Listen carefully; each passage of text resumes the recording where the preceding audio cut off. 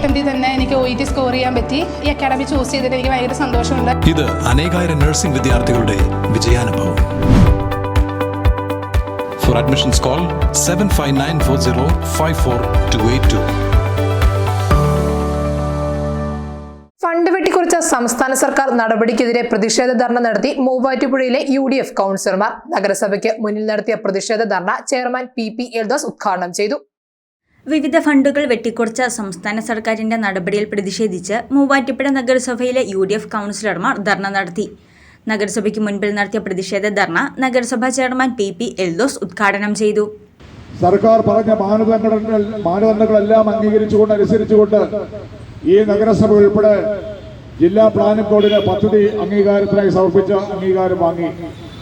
തെരഞ്ഞെടുപ്പ് കഴിഞ്ഞതിന് ശേഷം ഈ നഗരസഭ ഓരോ ഘട്ടങ്ങളിലായി അംഗീകാരം വാങ്ങിയ പദ്ധതികൾ പ്രാവർത്തികമാക്കാൻ ടെൻഡർ ഉൾപ്പെടെയുള്ള നടപടികളുമായി മുന്നോട്ട് പോകുമ്പോഴാണ് കഴിഞ്ഞ ദിവസം ഉത്തരവ് വന്നത്.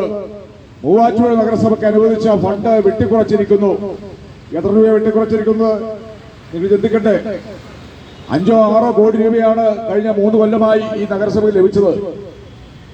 ഈ വർഷം ലഭിച്ച റോഡ് 28 വാർഡുകളുണ്ട്. 28 വാർഡുകളിലേക്ക് വിവിധങ്ങളായ റോഡുകളുടെ അറ്റകുറ്റപ്പണികൾക്ക് റോഡ് ടാറിങ്ങിനായി റീടാറിങ്ങിനായി നഗരസഭ കോടികളുടെ പദ്ധതിയാണ് നഗരസഭ തയ്യാറാക്കി ജില്ലാ പ്ലാനിംഗ് ബോർഡിന് കൊടുത്തത്. പക്ഷെ സ്നേഹിതരെ, അവർ പറയുകയാണ് 1,36,00,000 രൂപയുടെ കുറവ് റോഡ് ഫണ്ട് ഇനത്തിൽ മാത്രം നഗരസഭയ്ക്ക് ഉണ്ടായിട്ടുണ്ട്. 1,36,00,000 രൂപയുടെ കുറവ് ഉള്ള പദ്ധതി ഇങ്ങോട്ട് കൊടുത്താൽ മതി. മറ്റന്നാളാണ് ജില്ലാ പ്ലാൻ ബോർഡിന്റെ അന്തിമ മീറ്റിംഗ് നടക്കുന്നത്.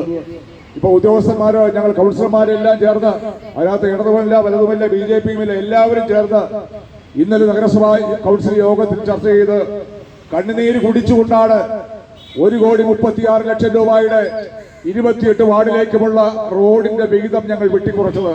എന്നിട്ടാണ് ഈ ഏമാമാരുടെ മുന്നിൽ ഞങ്ങൾ സഹായവുമായി ചോദിച്ചു മുന്നോട്ട് വരുന്നത്. മുൻവർഷം നിർമ്മാണം പൂർത്തിയാക്കി ജനുവരി ഫെബ്രുവരി മാസങ്ങളിൽ തന്നെ ബില്ല് സമർപ്പിച്ചിട്ടും മാർച്ച് 31-നകം പാസാക്കി നൽകാൻ ബന്ധപ്പെട്ടവർ തയ്യാറായില്ലെന്നും വൻതോതിൽ ഫണ്ട് വെട്ടിക്കുറച്ചതോടെ വികസന പ്രവർത്തനം നടത്താൻ കഴിയാത്ത സ്ഥിതിയാണ്. മുനിസിപ്പൽ റോഡുകളുടെ അറ്റകുറ്റപ്പണികൾ നടത്താനോ വാർഡ് വർക്കുകൾ പൂർത്തിയാക്കാനോ കഴിയാത്ത സ്ഥിതിയാണ്. സാമ്പത്തികമായി തദ്ദേശ സ്വയംഭരണ സ്ഥാപനങ്ങളെ ഞെരുക്കി വികസനം മുരടിപ്പിക്കുന്ന സർക്കാർ നടപടി അംഗീകരിക്കാൻ കഴിയില്ലെന്നും ചെയർമാൻ പറഞ്ഞു.